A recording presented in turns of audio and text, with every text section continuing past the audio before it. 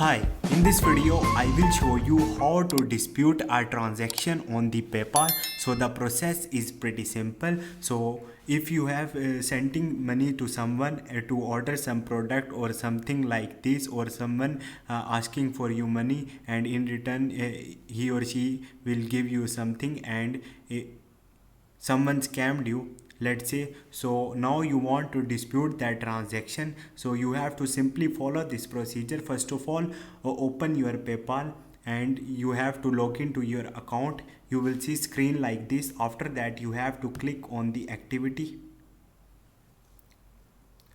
Now here you will see all the transaction you have made. You have to select that transaction that you want to dispute. Remember that the procedure of the claiming or disputing is within the 180 days. So if you want to dispute any uh, transaction, it will be in the 180 days.